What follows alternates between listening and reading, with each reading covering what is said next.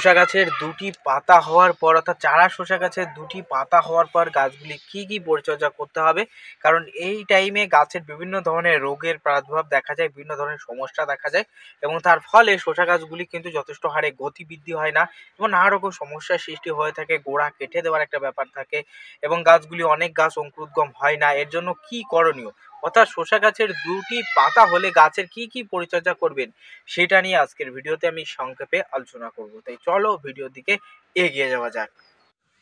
প্রথমে আপনারা দেখতে পাচ্ছেন শসা গাছগুলির সব পাতা খেয়ে নিয়েছে। হ্যাঁ বন্ধু, শসা গাছের প্রচুর হারে পাতা খেয়ে নিয়েছে, যা আপনি কিন্তু নিজের চোখে দেখতে পাচ্ছেন। দ্বিতীয় ধাপে আমি দেখতে পাচ্ছি শসা গাছের সব প্রচুর হারে সাদা মাছির আক্রমণ লেগেছে। প্রচুর হারে সাদা মাছি কিন্তু আক্রমণ লেগেছে, যা গাছের পাতার নিচে বসে বসে গাছের একেবারে রস শোষণ করে খাচ্ছে। তৃতীয় ধাপে আমরা এখানে দেখতে পাচ্ছি শসা গাছে প্রচুর হারে চষি পোকা লেগেছে। চতুর্থ ধাপে আমরা কিন্তু দেখতে পাচ্ছি এখানে প্রচুর হারে শসা গাছে গোরক পোকার আক্রমণ লেগেছে, যেটাকে আমরা গোরক পোকা বলি। মাটির ভিতরে থাকা নানা রকম পোকা, যা কিন্তু গাছের পাতাকে বড় বড় করে ছিদ্র করে। এবং সেই সঙ্গে সঙ্গে এখানে আমরা দেখতে পাচ্ছি গরু পোকার মতো পোকা, অর্থাৎ এটা কিন্তু মাটির ভিতরে থাকে এবং মাটির উপরে বসবাস করে। এই পোকা কিন্তু অনেকটা কচ্ছপের মতো দেখতে হয়, গায়ে ফুটফুট দাগ হয়। এই পোকা কি করে, এ কিন্তু গাছের একেবারে গোড়া অর্থাৎ এই শসা গাছের কচি গোড়াকে খেয়ে নেয়। কচি গোড়াকে খেয়ে গাছকে কিন্তু কাণ্ড থেকে ভেঙে ভেঙে একেবারে নিচে রেখে দেয়, ফেলে রেখে দেয়। ফলে কিন্তু আপনি শসা গাছের কাণ্ড ভাঙার পোকার সমস্যায় ভোগেন। এর ফলে কিন্তু আপনার শসা কিন্তু লসের সম্মুখীন হতে হবে। এজন্য কোন প্রকার কোন বীজ ব্যবহার করতে হবে সেটা আমি কিন্তু ভিডিওতে জানিয়ে দেবো।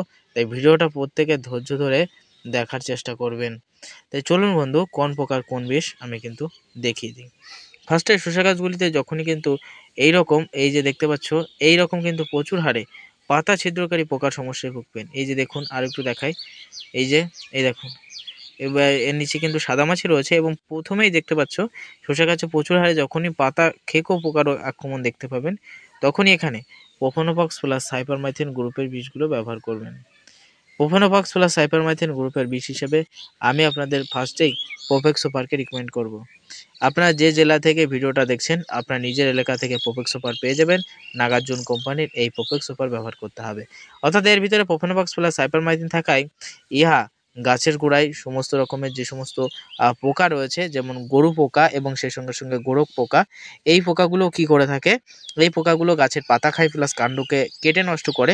সেই সমস্ত পোকা তাড়াবে, প্লাস ফল ছিদ্রকারী লেদা পোকা যদি গাছের পাতাকে খেয়ে নেয় সেটাও কিন্তু কন্ট্রোল করবে। তাই ফার্স্ট অবস্থায় গন্ধ জাতীয় বীজ ব্যবহার করতে হবে। যদি নিজের এলাকায় এই বীজ না পেয়ে থাকেন, তাহলে আপনি রিকমেন্ড করবেন ক্লোরোপাইরিফক্স প্লাস সাইপারমাইথিন গ্রুপের বীজগুলো ব্যবহার করবেন। যেমন রয়েছে আমার এলাকায় ক্লোরোফস পাওয়া যায়, ক্লোরোপাইরিফক্স প্লাস সাইপারমাইথিন। অর্থাৎ ফার্স্ট অবস্থায় শসা গাছকে বাঁচাতে অবশ্যই ইহা কিন্তু স্প্রে করে দেবেন ভিজে হালকা ভিজে মাটিতে, তাতে কিন্তু এই সমস্যা থেকে মুক্তি পাবেন।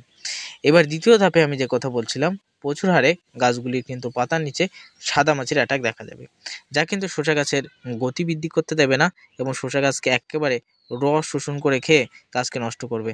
তখনই আপনারা কিন্তু কনফাইডার ব্যবহার করবেন। ইমিডাক্লোপিড গ্রুপের কনফাইডার আমি ডিসপ্লেতে ছবি দিয়ে দিয়েছি, আপনি দেখে নেবেন। ইমিডাক্লোপিড গ্রুপের কনফাইডার বীজটা ব্যবহার করবেন। প্রত্যেক 10 লিটার মিনিমাম 10 ml জলে গুলে গাছে স্প্রে করবেন, এই সমস্যা থেকে মুক্তি পাবেন। এবার সেকেন্ড ধাপে আসি বন্ধু। সেকেন্ড ধাপে কিন্তু চষি পোকার মতো পোকার আক্রমণ দেখতে পাবেন, যা শসা গাছের গতিটাকে কমিয়ে দেবে। গাছের গোড়ায় রাসায়নিক সার যথেষ্ট হারে দিলেও কিন্তু গাছের গতি বাড়বে না। তাই আপনাকে শসা গাছের যথেষ্ট হারে কিন্তু এই চষি পোকার বীজ ব্যবহার করতে হবে। পোকার বীজ হিসেবে অবশ্যই আমি অল ক্লিয়ারকে রিকমেন্ড করি। তুমি তোমার নিজের এলাকায় অবশ্যই অল ক্লিয়ার পেয়ে যাবে। মাত্র 30 ml এর দাম মাত্র 125 থেকে 150 টাকার ভিতরে পেয়ে যাবেন, বা কোনো স্থানে 200 টাকাও সর্বোচ্চ নিতে পারে। 10 লিটারে 10 ml জলে গুলে কিন্তু স্প্রে করবেন। আপনি কিন্তু এই সমস্যা থেকে 100% মুক্তি পাবেন। যে শসা গাছে যে চষি পোকা, যা গাছের গতি বৃদ্ধি করতে দেয় না, এই কিন্তু রাসায়নিক সার গাছের গোড়ায় অতিরিক্ত হারে দিলেও গতি বৃদ্ধি করবে না এই চষি পোকার কারণে। এই অল ক্লিয়ার বীজটা দেবেন। যারা পাবেন না তারা বায়োরা 303 নিজের এলাকা থেকে কিন্তু ক্রয় করে এনে গাছের গাছে কিন্তু স্প্রে করা শুরু করবেন। পরবর্তীতে কিন্তু অবশ্যই গাছগুলির পাতায় প্রচুর হারে টিপ দাগ দেখা যায়, অর্থাৎ পোকার পরিচর্যার পরে গাছগুলিতে প্রচুর হারে কিন্তু টিপ দাগ দেখতে পাবেন। এই যে দেখতে পাচ্ছেন গাছের পাতাগুলি সুস্থ সবল কালো রয়েছে, এর প্রধান কিন্তু বন্ধু এই গাছের পাতা টিপ হওয়ার প্রধান কারণ কিন্তু ছত্রাকজনিত সমস্যা, যা গাছের পাতায় টিপ দাগ করে দেয় এবং গাছের পাতাকে পোড়া ভাব করে নষ্ট করে দেয়।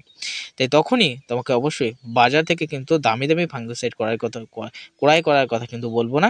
এখানে কম দামের ফাঙ্গিসাইড হিসেবে আমি এইচএমপি কোম্পানির ডাইথেন M45 পাউডার ব্যবহার করি। আপনি ডিসপ্লেতে আমি ছবি দিয়ে দিচ্ছি, অবশ্যই দেখে নেবেন। এইচএমপি কোম্পানির ডাইথেন M45 এই পাউডারটা প্রত্যেক 10 লিটারের মিনিমাম আমরা কিন্তু 15 গ্রাম জলে গুলে ফার্স্ট অবস্থায় গাছে প্রয়োগ করি। তাতে গাছের পাতাগুলি কালো থাকে, সুস্থ সবল থাকে এবং গাছগুলির কিন্তু গতি বৃদ্ধি থাকে। তাই আমাদের ইহা কিন্তু অবশ্যই ভালোভাবে কিন্তু জলের সাথে মিশ্রিত করে গাছে স্প্রে করবেন। মিনিমাম সপ্তাহে 1 দিন স্প্রে করলেই হবে। বেশি দেখা গেলে সপ্তাহে 2 দিন স্প্রে করবেন, তাতে এই সমস্যা থেকে 100% মুক্তি পাবেন। তবে দামি ফাঙ্গিসাইড এখানে দেওয়ার দরকার নেই। এবার দ্বিতীয় ধাপে অবশ্যই বলে দেবো রাসায়নিক সার প্রয়োগ। তবে গাছ ছোট থাকা অবস্থায় কেউ রাসায়নিক সার ব্যবহার করবেন না, করলে গাছের গোড়াগুলি পচে গাছ সব মারা যেতে পারে। তাই গাছের গোড়ায় কোনো রকম রাসায়নিক সার এখানে ব্যবহার করবেন না, করলে গাছের গোড়াগুলি পচে মারা যেতে পারে। এবার দ্বিতীয় ধাপে আমি যে কথা বলছিলাম যে আপনি কিন্তু অবশ্যই গাছগুলির গতি বাড়ানোর জন্য আপনি আরেকটা কাজ করতে পারেন, অর্থাৎ গাছের বয়স কম আছে, গাছগুলির গতি বাড়াতে হবে।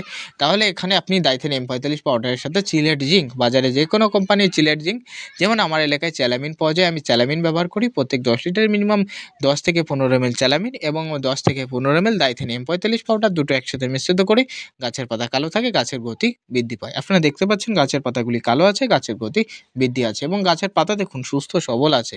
তাই আপনাদের আমি রিকমেন্ড করব এই পরিচর্যা করুন। শসা গাছের চারা বার হওয়ার পর অবশ্যই 2টি পাতা হলে কি পরিচর্যা করতে হবে সংক্ষিপ্ত ভিডিওতে সুন্দরভাবে আলোচনা করলাম। তাই ভিডিও ভালো লাগলে লাইক করে দেবেন, চ্যানেলে নতুন হলে সাবস্ক্রাইব করবেন এবং ভিডিওটা শেয়ার করে অন্য চাষির দেখার সুযোগ করে দেবেন, যাতে অন্য চাষিরাও উপকৃত হয়। আর যে সমস্ত বিষের নাম বললাম সেই বিষগুলি সম্পূর্ণরূপে আমি ব্যবহার করে থাকি, তাই নিরাপদে আপনিও ব্যবহার করতে পারেন। তাই চলুন আজকের ভিডিও এখানে শেষ করে দিই।